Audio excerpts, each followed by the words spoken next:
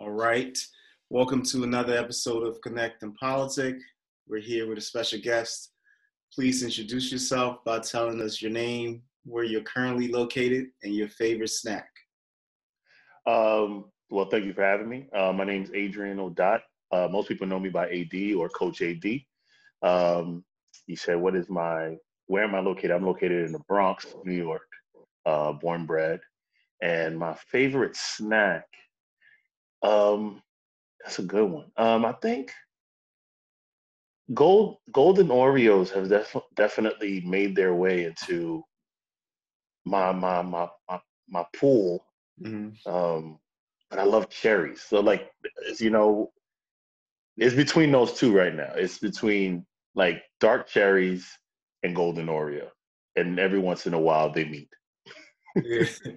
Hold on. So Golden Oreos, is that the like the Halloween Oreo special? Nah, it's so you know how you got the regular Oreo, it's the light skin Oreo.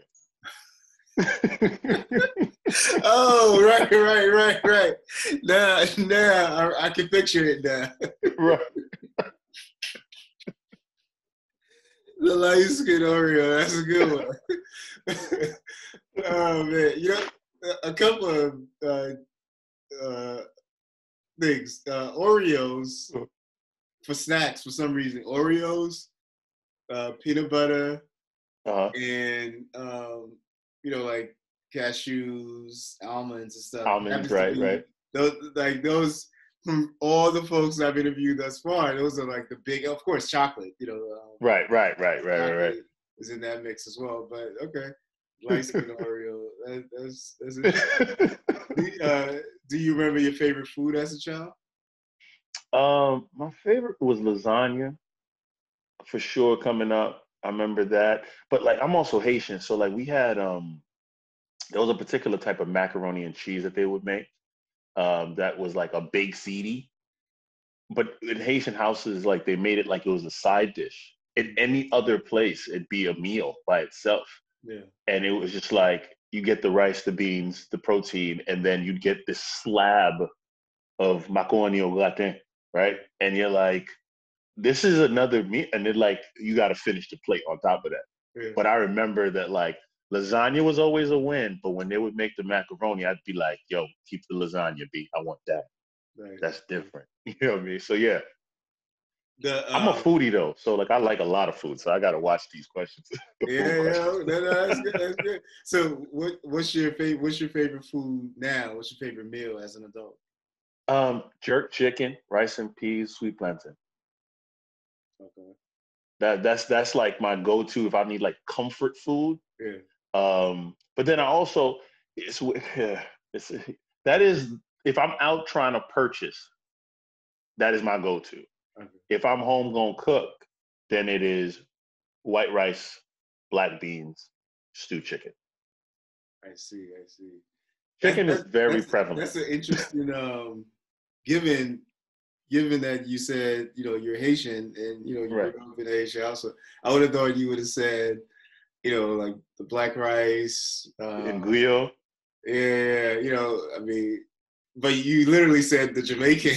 You said the Jamaican meal. Yeah. No, don't get me wrong. I love the black rice I love, especially when they put the cashews in it. Yeah. Like that's a whole nother wave. But like it's so hard to get it that like I almost don't set myself up to be like disappointed. Right. It's when I see my mom, I know she's gonna hook it up, the Dewey John, and then like she'll put her little, you know what I'm saying? I'm like, This is like the once or twice a year treat. Yeah. But I mean, you mean it's hard to get in the Bronx? Yeah, it's because the way you make the rice black is you have to have this dry mushroom, right? Mm-hmm. And like you have to get it, and like a lot of produce stores don't have the dry mushroom, so like you have to go to specific markets to be able to get that, and then like know the process. Yeah, I could do my one too. I could chef it up a little bit, but like when you know like how it's supposed to be, you almost don't want to mess it up. That's at least me. Like it took me mad long before I made rice for the first time because I revere rice in this way that it's like, Yeah. I can't ruin a pot of rice. Like it messed me up for the entire day. So, Yeah. you know. No, I mean, there are a few spots in Brooklyn, especially like in Flatbush, Crimes, Oh yeah, for sure. that that you can go to and you can get right. Right. But that's a trek for me from the Bronx if I ain't really prepared to do that journey. You know, I got to commit to that. I've got my walking stick. I got to put my backpack on, scarf. Yeah, get gully and all that. Yeah, real Book of Eli with it before I Yeah. head out to Brooklyn. You know what I'm saying? So going back to your favorite meal, so the jerk meal. When was the last time you had it? 2 weeks ago. 2 weeks. All Yeah. right. I think it was about 2 weeks. Nice. What's your fondest memory from childhood? Fondest memory. When my cousins would come into town, they would visit from Haiti, and I knew the summer would start when they got there. And it was, they would come into town, and all of a sudden, when I couldn't go outside, I could go outside now because they were here and they were older. So I used to love the summers when they would show up, and then we just kick it. They were all girls. That was kind of a theme. I was always the one boy with like all these girls, and Yeah. so it was cool. Yeah. Do you miss anything about being a child? Um, yeah, I guess kind of getting lost and like not really having to be found, right? Like it's, as a kid, you can kind of just escape into whatever, right? You can kind of just trail off mentally and go somewhere and not really have to check back in because I have something to do. You can just kind of get lost in yourself for a sec. Probably miss that. Because now if you drift too long, you're not being productive in some way, right? So yeah, that's probably it. Yeah. And how do you think your childhood helped groom you into the person you are today? Oh, it had a tremendous impact, man. It taught me how to function in terms of like being self-reliant, because I was an only child for a while, and then like family started coming in, and we, had like adopted siblings, um, and as a result, you shift, but like my ability to drop into most situations and adapt and accommodate was a big part of how it was being the house I grew up in. There were always bodies coming to our house. We were like the Grand Central of Haitian immigrants. You know what I mean? Because we had this huge apartment, and like, people would come here, get settled, and then they get moved out to wherever they're gonna go. So you just got used to that, right? So your bed was your bed for as long as no one was needing it, right? So you don't get too attached to much. So yeah, it was one of those situations, man. Like I'm very much who I am because of my child. Sure. Yeah. And what do you think? Did you who was in the household like stationary? Was it mom, dad, grandma, grandpa? Who was? Yeah, it was grandma. Grandma was the matriarch. She was the anchor. Pops was never really around. He was gone early in the game. Mom would drop in and out. Mostly because mom and grandma didn't get along so good, and loved each other, but they had a hard time coexisting. And mom, whenever she would want to like reclaim me, grandma was like, "But how are you gonna take my son though?" Right? And so like they talk about Jewish mom guilt. Yo, B, Asian mom guilt is it's like on crack, man. Like it's like, yo, don't even try to like they don't even say words. They just like they'll sigh in a way that just shuts the whole thing down. So, but grandma was there as the anchor, and then it was me for a good portion, and like my siblings kicked in later, and it kind of was that. It was the three of us plus grandma were like the regular staples for a good period. And so what do you think? What are some of the most important lessons you learned from your grandma? That there's always a way, like, even when moments are difficult and you think that you're limited in your resources or what you can get done, there's always a method There's always some way for you to kind of put things in motion to get you what you need and where you need to be. And then I think the other thing was the sense of caring for community, right? Like, it was always very interesting because, like, she was a very stoic woman in many ways, but also very celebratory, right? So, like, she loved having company. She loved having people in the house. She had this massive, 4-bedroom, 2-bathroom apartment that was like a ranch style apartment, which I don't even think is a real thing, but it's a term I use because it's the only way to describe it. And she just always wanted people in it. She always wanted people in it. And it was important for her to be able to provide that for people, right? Like, you need a place to rest your head. You need to get yourself on your feet. And it's a thing that, like, has stuck with me. Like, I cannot envision myself living how I live without helping others, like, in a way that's very, like, let's get you right so you can get to what you need to do. Yeah, that's powerful. This ranch style apartment was in the Bronx. It's in the Bronx. Yeah. Nice. The biggest apartment in the building. Yeah. And people used to be salty about it. Yeah. Because we never left it. We still have it now. They're like, yo, that apartment is, like, valued at like $4,500 on the market. They're like, can you leave? Like, nah, fam. We're gonna hold that. Rent control. Yeah, that's crazy. Oh man, I mean, I'm interested in the. It would be hard for you to kind of even map the various people who came through that ranch style apartment. But if you imagine if you were to, like, try to do a reunion, and like, do a tree of all the like the families impacted from just that one place, that a loving home that your grandma created for people to come and transition, as they immigrated. That would be an amazing thing that would be an amazing project. So, what's interesting, she passed 2 years ago. Lived a very long life. She was 88 years old. And she did it how she was going to do it. She was like, I'm going to give y'all a year to get your stuff sorted, and then I'm going to be done. So just so y'all can get it. And my grandmother was like that, and she did it verbatim. She was like, you got a year to get it figured out. And then she passed calmly. And what was wild was she'd actually said years ago, like when I was in my teens, she was like, when it happens, you're going to be there and you're going to take care of it, right? And I used to be like, all right, grandma, yeah, whatever. You ain't going nowhere no time soon. She was like, no, I'm not saying that it's soon. But when it happens, you're going to be there. Yeah. And truth be told, when she passed, calmly, I was there. And she absolutely was right. It was like programming. It was instantaneous. It was just like, boom, okay, time to go to work. And, like, we got it done. And, I had to do the eulogy. And I remember us sitting down and trying to actually chronicle who and how many people came through the house. We got it to, I think, 66 or 67 people had basically come through the apartment since the mid 70s to basically roughly around mid 2000s. Wow. Like 2005, 2006.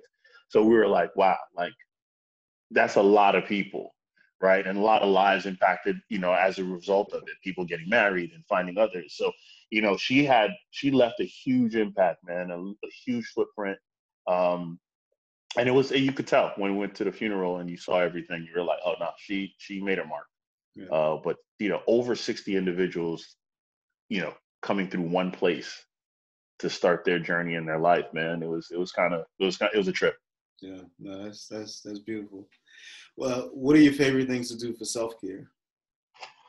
That's a great thing. I try to stay creative. I'm a creative naturally. So, if I'm not doing music, writing of some sort, stand up, so, like, I try to find ways to keep myself creatively motivated, and kind of let that be the outlet for when I feel like I might be off or something. I got this runny nose real quick. Hold on. No worries. You said you said you do stand up comedy.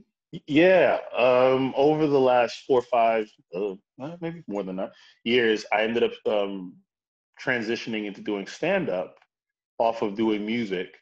Um, yeah, it was probably the most interesting creative experience of my life. It is hard Yeah, to go in front of people, and it's hard to make people laugh in real life, right? But you usually get something to help you segue to laugh. yeah, It's hard when you get on stage and the expectation from everyone looking at you is make me laugh. go ahead, make me laugh, right? And living in New York, man, this is one of these, this is the crowd where like they're just like, I mean, that made me chuckle, but like that ain't even real. How you even tell that story like that? Like that's not how it went down. I'm just like, can you suspend your disbelief for just a moment so that we can have this experience? Yeah, the New York crowd is, I mean, it's tough in Yeah. anything. You know what I mean? Like, Yes. so it's not just, Yes. it's like in music, in Right. art, in fashion, I mean, like in style, because, Right. the thing with New York is everybody that thought they were the greatest thing in their town, whatever it is, right? So be it like comedy, right? They would come to New York to test it out. Right. And so, like you're competing with the best of the world. And it's not just from America or whatever it is. It's like Yeah. The everybody's coming in. world. Right. Right. And so it really is tough. Like if you could blow, you could convince a crowd in New York that you had talent. You're doing something. Yeah, yeah. Yeah. I remember realizing when I got up there, and I remember the first time I bombed. Because if you don't bomb as a comic, you're not doing something right. Because you have to try things, right?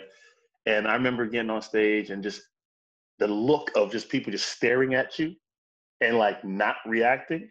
And I was just like, I'm so glad I was an underground hip hop artist because there is nothing that prepares you for a dead crowd than like doing hip hop in New York and having everyone in the crowd be another MC who's like, whatever, fam, your bars ain't stronger than my bars, B. So, even if you hit them with something, they still looking at you like, all right, yeah, whatever. Like it's like you're battling the entire room. You know what I'm saying? They're giving you the side face, like, all right, yeah, man. So you know what? Like, okay, I talk about this a lot, but you see, there was a time, right? And people, it's not even like that in music, especially hip hop anymore. But if you remember, I don't know, like how old you were when if you were around, but if you remember in the early '90s, right? Uh-huh. There were giants. I'd be like Rakim, Karis One, Right. Like, and Juggernaut. so, and yeah, and you cool, you just go down the line, Kumo Right. D, everybody, Right. and it was the hardest thing was for somebody else to admit that you were nicer or you were you were the one, right? Right. And the first time I've seen that, and probably the only time I've seen that, is when Nas came on the scene. And like from Onyx to Smith and Wesson to the Yeah. like all of these people that is that everyone's the alpha, right? Everyone think the bad boy, like you go down the line, everybody. It was like because they also, if you weren't in the crew, if you were if you weren't part of Def Squad, you won't be in any of their videos. Right. It is, but everybody would bring Nas in. Like they would have him feature in the video. Like he wouldn't even have a line in the song or whatever it is. It would just be like, what I mean? Like I'm like, all right, he gets the pass. Like he's nasty. He's the anointed prince, yo. He was the anointed prince, dude. I was like, I'm still shocked to that, and that was the only time that happened. Like it happened, and then that was it. Like it was never cool to say like, nah, this guy is. And that's such a hip hop thing. And so, when you brought that up, like, it's so true. I remember because my people's and I've been around for a minute, so like I knew exactly what you were talking about. They always talk about that like 91 to 93, 94 as being like so pivotal to when hip hop went and did something else, right? And even East or West Coast, like you still saw it happening. And like I remember that was, in my opinion, the peak of New York hip hop in terms of diversity, impact, culture. Like we saw what happened through the 80s to create the path for that. But like that early 90s wave, bro, birthed so many people and so many ideas. Like when you think of what you see in Brooklyn right now, the aesthetic you see in Brooklyn, that is a direct result of the native tongue movement, bro. Right? The Jungle Brothers set things in motion visually. De La, right? That like now you seeing cats wearing ninja outfits on the street, whatever. That wasn't even a thing. People were looking like Raiden. You know what I'm saying? Like that's normal. Yeah. And so, but at the same breath, you had your Uptown wave, your Bronx wave. Like it was such a unique time. But you're right, Nas was one of the few cats in the history of hip hop that was like, yo, this one is the guy. Yeah. And everyone was like, yeah, he kind of the guy. Yeah. He's kind of the guy. You know what I mean? No, which I thought was really interesting. It's a crazy thing. Like, everybody talk about the big Nas, J, Pop, like they go down. Yeah. But the top five. Yeah, no, but there's, and a lot of it is like people are looking at it now, like they're not looking at like that impact in the moment. And, like in the moment, even, like there was a time, remember the second wave when Nori, Pun, DMX, Cannabis, when they all, were all coming out, and Cannabis was trying to rip everyone's head off, and Pun, just laying it out, etc. Big L was in the mix, yeah.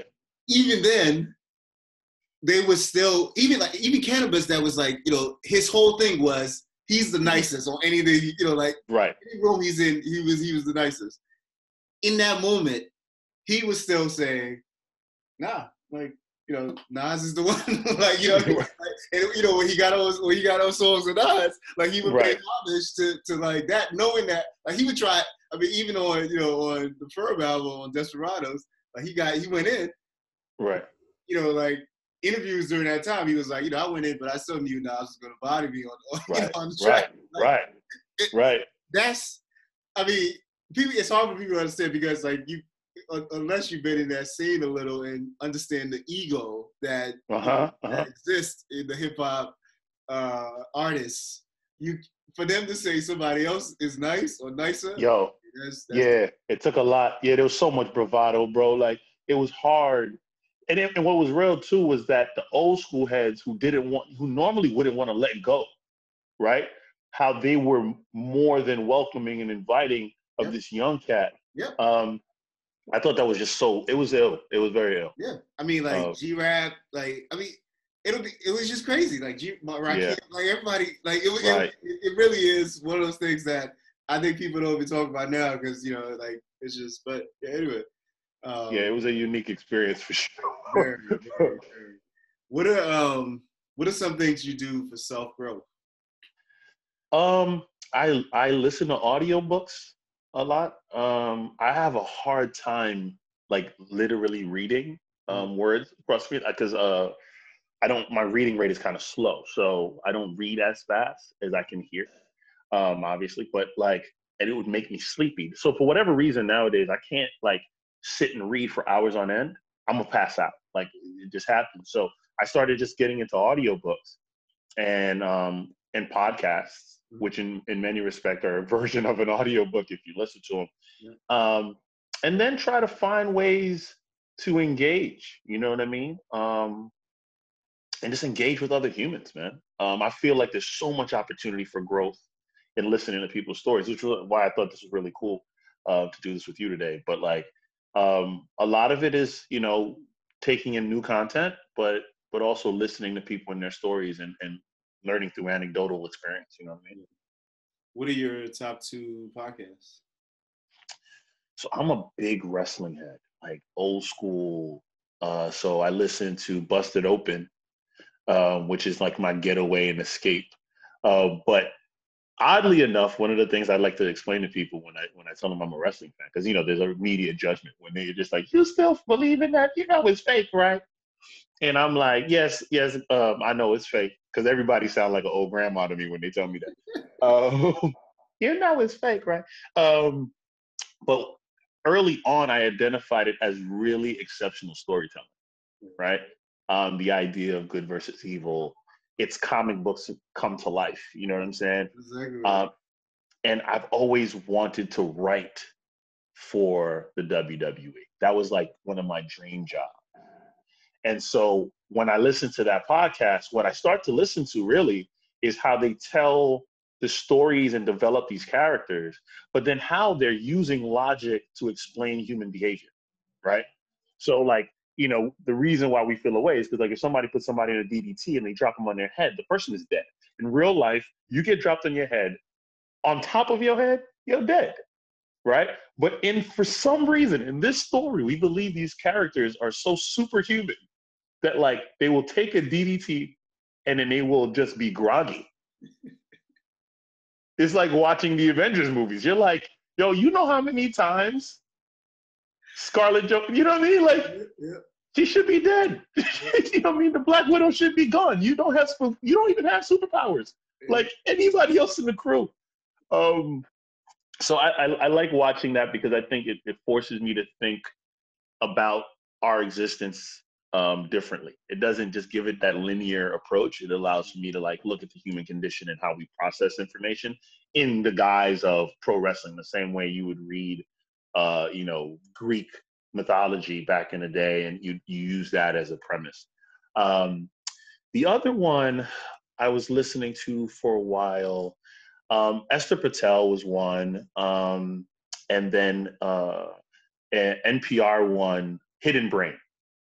Hidden Brain was really good because they would tell these stories of people and their experiences, but then they would also talk about how the mind works. And I'm fascinated by the mind, just how do we input data, process data, translate it into action. In action is just something that's fascinating to me. And I'm a big people watcher, right? So I think all of this stuff kind of ties in to humans fascinate me. So anything that delves into that space, I just I geek out about it. You know what I mean? Nice. Who's your favorite wrestler of all time? Of all time, Bret the Hitman Hart. Of all time, Bret Hart. In terms of Bret was the most legit feeling wrestler in the room. Hogan was bigger than life. Flair was flamboyant as heck, right? This cat, you wanted to be Ric Flair on some real. You really wanted to be jet setting, you know what I mean? You wanted the Rolex watch, and you wanted to talk to people like Ric Flair talked to people. Right. Listen, buddy. I'm like, whoa, first of all, why are you yelling at him? Because I can. And I'm like, you're right. I'm sorry, sir. But Bret was so reserved and contained. He felt like the coolest dude in the room. His hair was super slick. You know what I mean? He was Canadian, so he didn't have all the regular American, tropes that made you be like, oh, you racist, right? So you could feel a little different about Bret. And then when he got in the ring, he was just clean, bro. His movements were fluid. Everything made sense. And it was that period of it was also a time when I was coming into my puberty and maturity.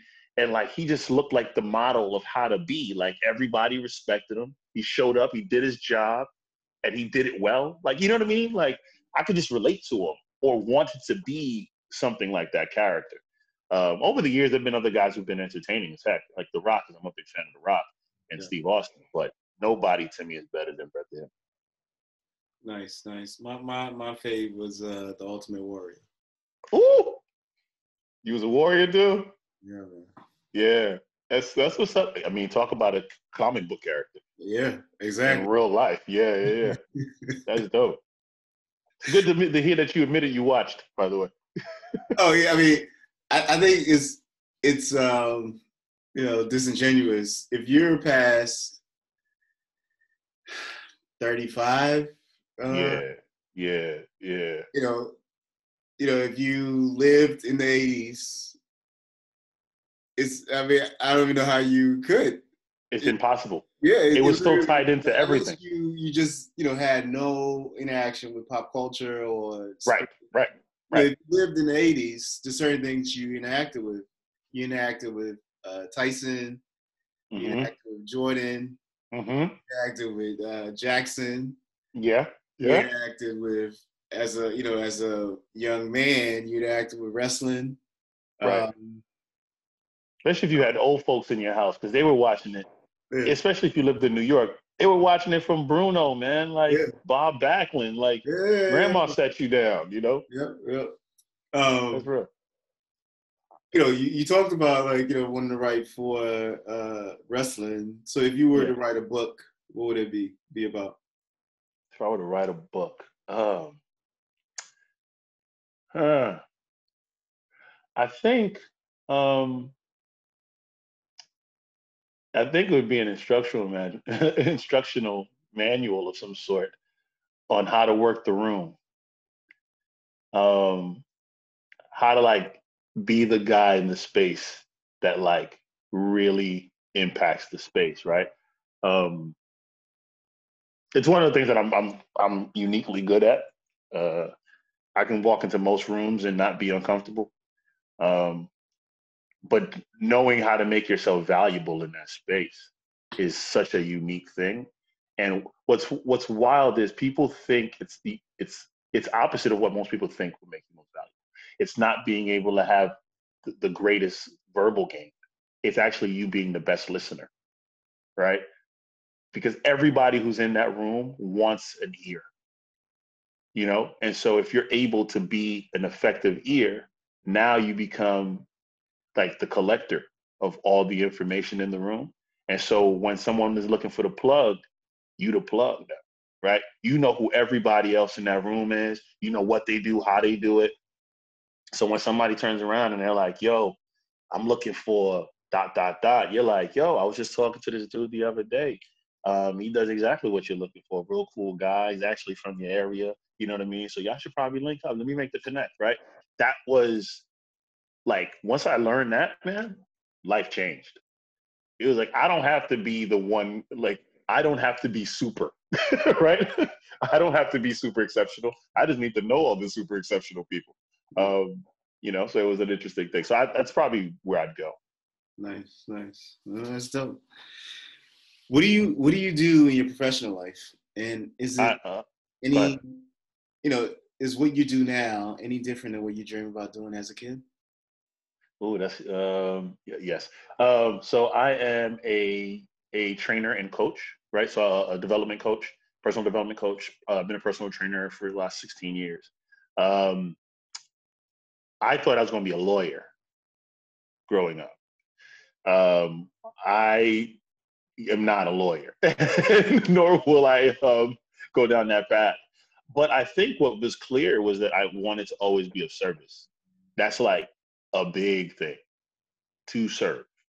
And so now I just happen to serve in a way that's more, um, more individualized towards people moving towards goals and things that they're looking to achieve, and you know, their personal happiness, uh, which I love. I love what I do, man.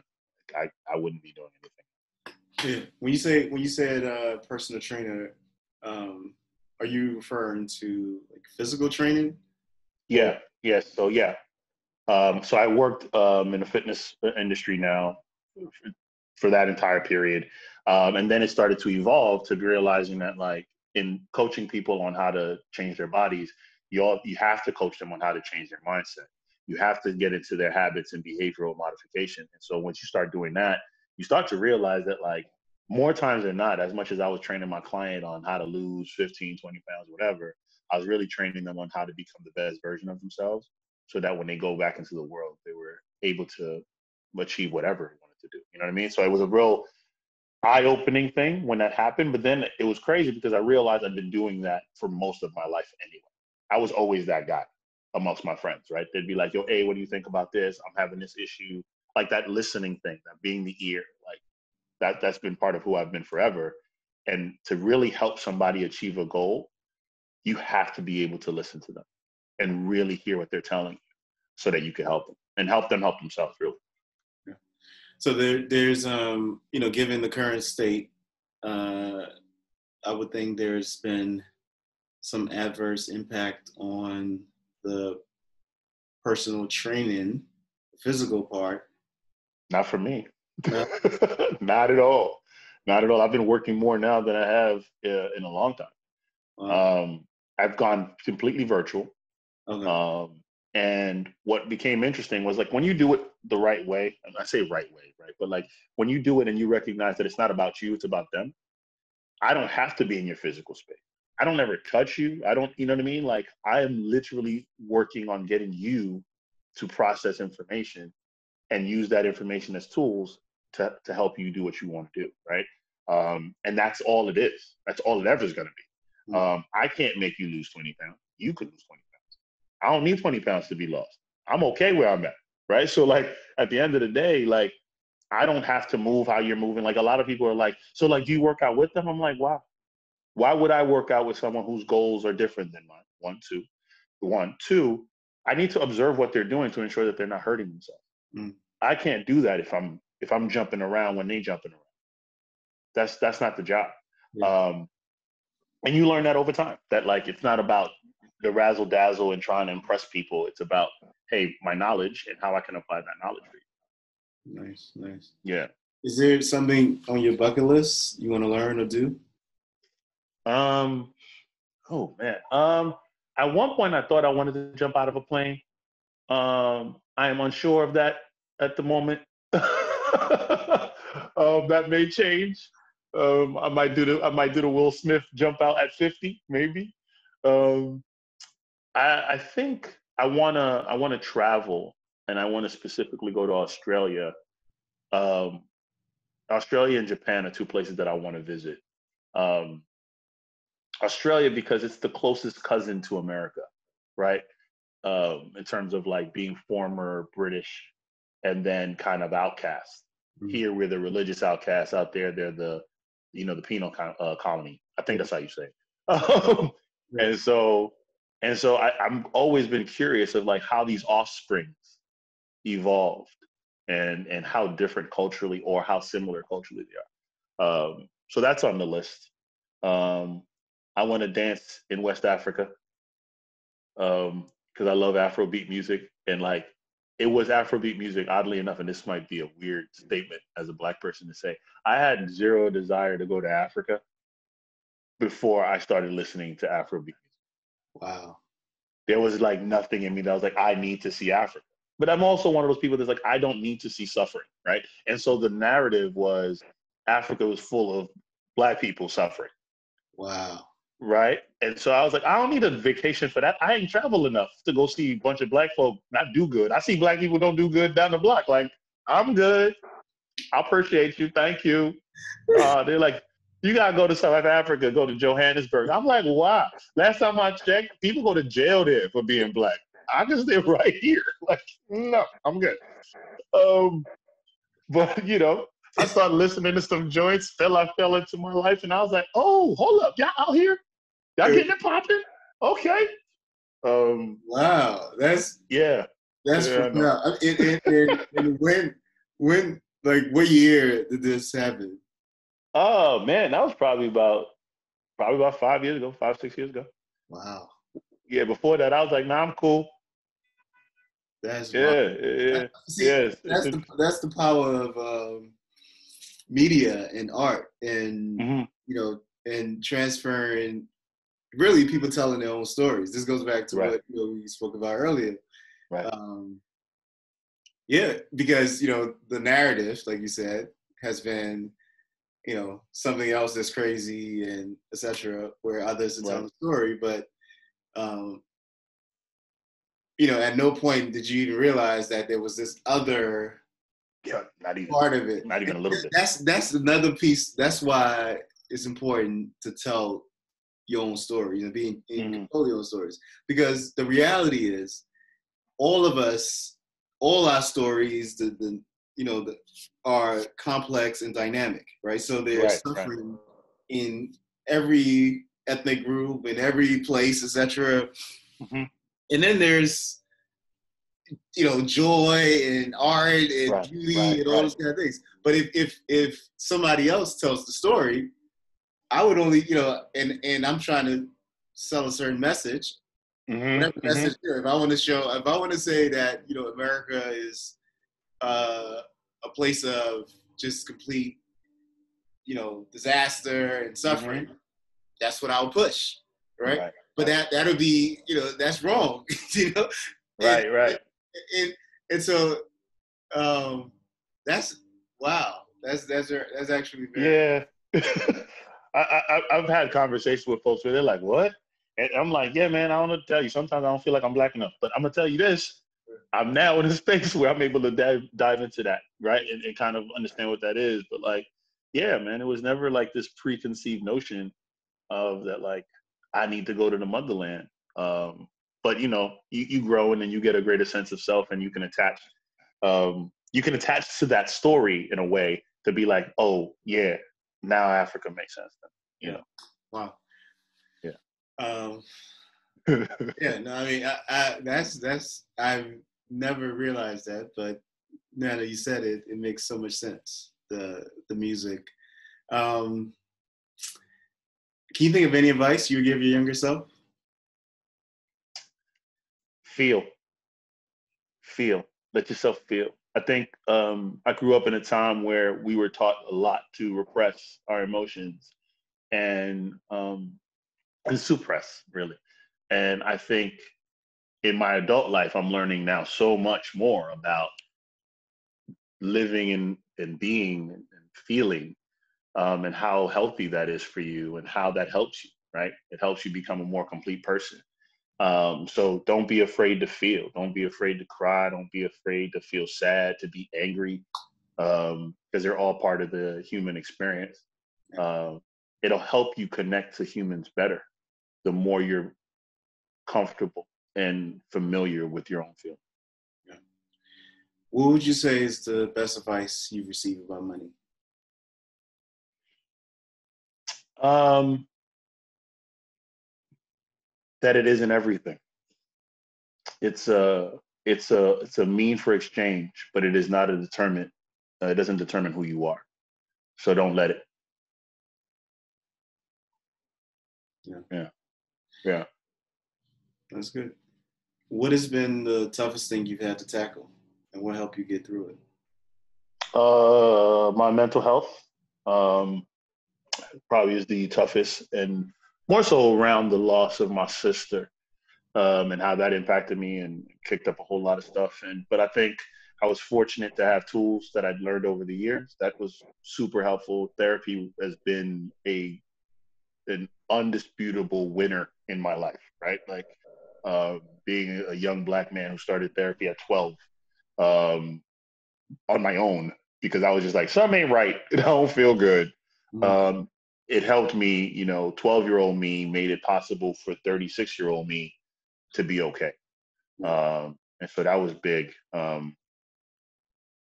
Yeah. And I mean, you still deal with it. She passed fairly young. And so it's kind of one of those things where you're just like, man, Yeah. that What didn't would have you to happen. say?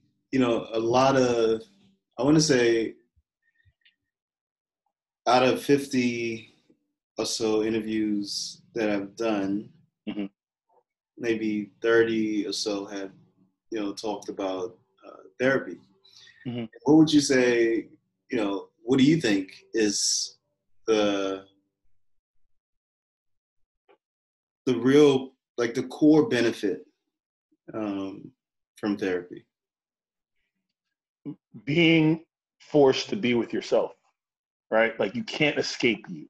And I think often when we are dealing with some type of grief, pain, failure, it's you want to avoid you as much as possible because like you don't get it, right? Like why couldn't I do this? Why is this impacting me? The why question can have you in a place of such disarray and confusion that it's scary, right? Like there's so much uncertainty there.